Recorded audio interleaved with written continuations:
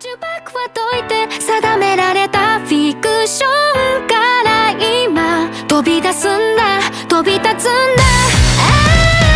誰にも言いつけないスピードで地面蹴り上げ空を舞う呪い呪われた未来は君がその手で変えてゆくんだ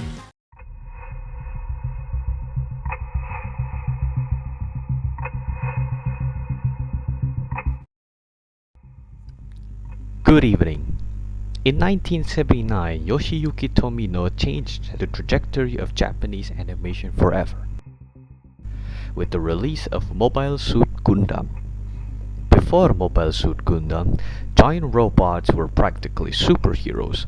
They were colorful, invincible, and they were always fighting alien monsters of the weak. Tomino looked at that and decided, no. These are military industrial tractors, and the people driving them are traumatized teenagers drafted into a geopolitical nightmare. And it's been like that for over 40 years. The Gundam franchise has explored the horrors of war, the tragedy of miscommunication, and the inevitable cycle of human violence. But in 2022, Mobile Suit Gundam, The Witch from Mercury, has taken another approach. It's a modern or a speculative fiction rendition of a 1611 play by Shakespeare, The Tempest.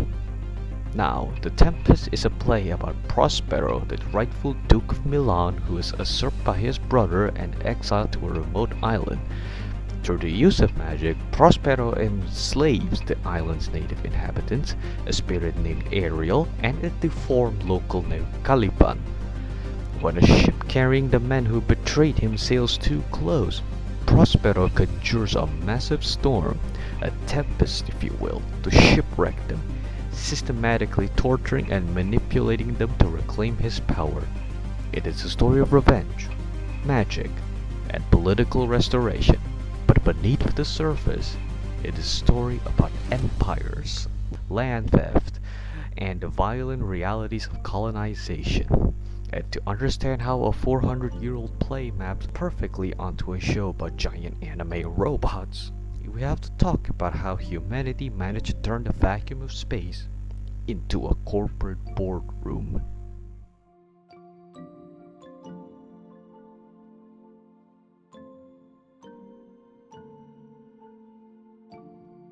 In the Adstella timeline of The Witch from Mercury, humanity has successfully expanded into space. But they didn't leave capitalism behind. Instead, they weaponized it. The universe is now divided into two distinct classes. Spatians, the corporate elites who live in pristine orbital habitats, and Earthians, the impoverished laborers left to rot on a dying exploited planet. This brings us into episode 0, the prologue of Witch from Mercury. On a remote asteroid, a group of Earth-aligned scientists at the Vanadis Institute are working on the GUND, or GUND format. Originally, this was a revolutionary medical technology designed to help the fragile human body to survive the physical toll of living in space. But research is expensive, and to secure funding from the Oxford Corporation, the medical tech was retrofitted into military weapons known as Gundams or Gundams. Spatian elites, led by the Benedict Group, see this Earthian technology as a threat to their absolute monopoly on violence. So, under the guise of an ethical ban on dangerous technology, they launch a corporate death squad. They slaughtered the researchers, they destroyed the facilities, and the only survivors are a test pilot named Elnora Samaya and her 4-year-old daughter, Eri, who escape into the void. Elnora loses her husband, her mentor, friends, and her life's work. She is exiled, she is stripped of her identity, and over the next 20 years, she will forge a new one. She puts on a mask, builds a new Gundam, and takes a new name, Prospera. The stage is set, the island has been established, and the storm is now coming.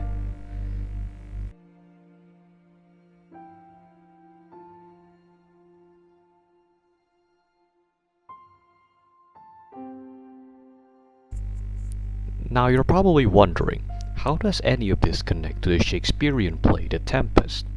To truly understand Prospero's revenge, we cannot just look at The Tempest as a fairy tale about magic. We have to look at it as a textbook on colonialism.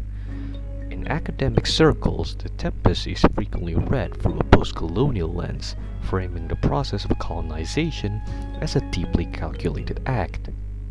Historically, colonialism involves a powerful nation taking over territories, usurping enormous lands, and expelling indigenous people to deplete homegrown resources. In Shakespeare's text, before Prospero even set foot on the island, it was ruled by the native Caliban. Very familiar name, I see, making him the legitimate ruler.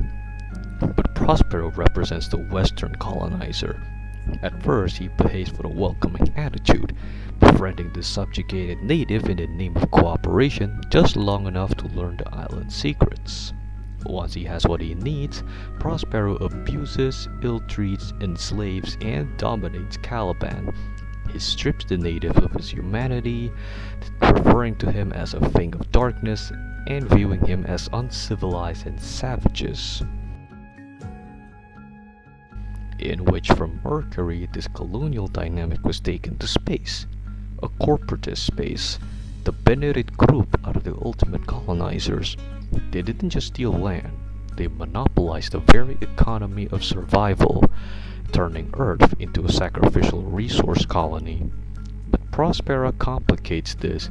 She is a victim of this colonial violence, yet to get her revenge, she infiltrates the oppressor system. She uses the exact same tools of corporate manipulation and exploitation that destroyed her family. And she doesn't just use corporate tactics, she uses the quote-unquote natives of the narrative. In Shakespeare, the colonizer stereotypes the local inhabitants, taking Ariel as an obedient, supportive figure, while viewing Caliban as a disobedient, resistant rebel. In the anime, these spirits are the mobile suits themselves. Both are Ox-Earth creations. The Gundam Ariel acts as Prospera's perfectly compliant Ariel, executing her will without question. Meanwhile, the Gundam Caliban is literally called a monster. It is an unfiltered, dangerous machine. In The Tempest, the Caliban eventually realizes he has been exploited. He uses the very language Prospero forced upon him to curse his oppressor. In G-Witch, Suletta pilots the Caliban, taking on the burden of the quote-unquote monster to physically dismantle her mother's grand colonial revenge plot. Both the anime and the play understand that colonization, whether on Earth or in space, will only breed violence and conflicts.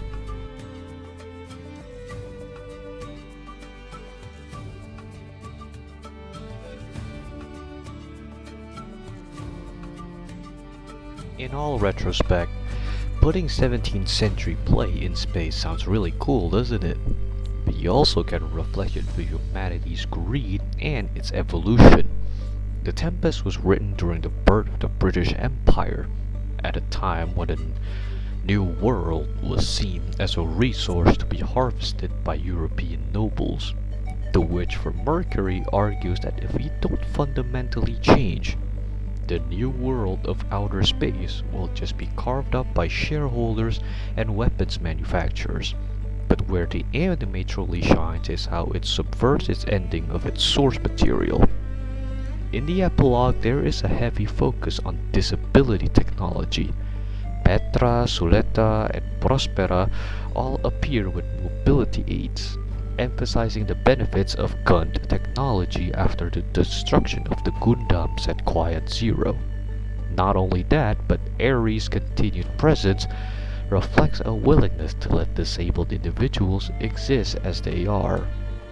Prospera's quest to quote-unquote fix Ares only resulted in more tragedy.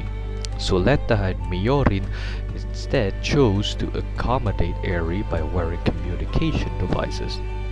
Healing from the scars of oppression means besides accepting that the damage done to a person cannot be made to go away. However, they can still be provided the necessary tools to live a happy life. By transplanting the core of colonialist themes in the Tempest, G-Witch shows how indigenous powers can be returned to their original non-violent roots while also providing a means by which one can recover from the scars of colonization. In conjunction, G-Witch and the Tempest paint a complicated picture of colonization and the best route out of it. Prospera and Prospero are both heavily reliant on using the abilities of others, whether they are stolen or gained from manipulating others. Prospera and Eri occupy unique twists on the concepts of the Tempest, showing how colonialist systems can be perpetuated by those previously harmed by them, while the Tempest proposes that capitulating to colonizers is the safest way to freedom. G-Witch instead seeks a total reclamation of indigenous powers from colonizing forces. By coming together for the benefit of all, colonizer violence can be fought off and healed from, albeit not wholly undone. Whether Petra or Suleta ever return to being fully able is unknown, though Prospera and Eri are almost certainly beyond recovery. However, with sufficient medical tools and the support of those around them, their happiness and quality of life will be no less than anyone else. It is a complex but ultimately positive ending that builds on pre-existing Shakespearean theme and makes something that is more nuanced and newer to younger audiences. Thanks for watching. Hope you guys enjoyed the video.